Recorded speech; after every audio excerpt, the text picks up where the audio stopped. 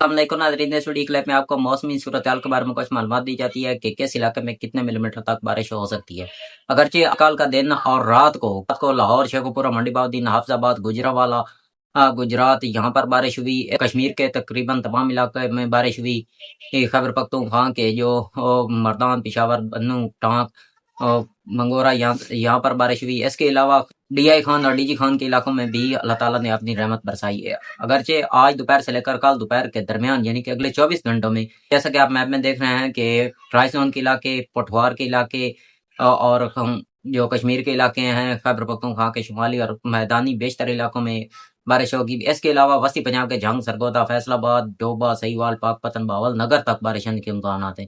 باقی جنوب سائڈ میں ملتان، مظفر گڑھ، کوٹ ادو، لیا، توسا یہاں پر بھی بارش ہونے کے امکانات ہیں، بلکہ یہ پشاور، بنو، ٹانک تک اگلے 24 گھنٹوں میں بارش ہو سکتی ہے۔ البتہ 21 سے لے کر 25-26 کے درمیان ناروال، سیالکوٹ اور جو کشمیر کے علاقے ہیں وہاں پر تو تقریباً 400 ملی میٹر تک بارش نظر آ رہی ہے۔ البتہ گجرانوالہ، پنڈی، اسلام آباد اور حافظ آباد، منڈی بہاؤالدین یہاں پر تقریباً 200 ملی میٹر تک بارش ہونے کے امکانات ہیں۔ اس کے علاوہ یہ باقی جو وسطی پنجاب کے جھنگ، سرگودا، فیصل آباد، سہیوال، ڈوبا، پاکپتن تو یہاں پر تقریباً 100 ملی میٹر، بلکہ پشاور، بنو، ٹانک سائڈ، منگورہ سائڈ میں بھی 100 ملی میٹر تک بارش ہونے کے امکانات ہیں۔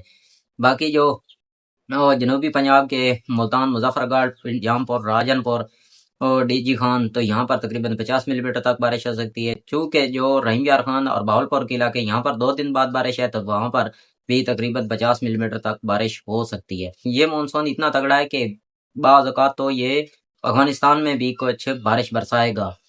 تو اس مونسون کے دوران شمالی بلوچستان میں بھی اچھی بارشیں ہوں گی۔ 2 دن بعد جو سندھ کے بارکھاں، کشمور، جیب-کباد، شکارپور تو یہاں جیسا کہ آپ میپ میں دیکھ رہے ہیں تو یہاں پر بھی اچھی بارشیں ہونے کے تقریباً 5 سے 10 ملی میٹر تک بارش ہونے کے امکانات نظر آ رہے ہیں۔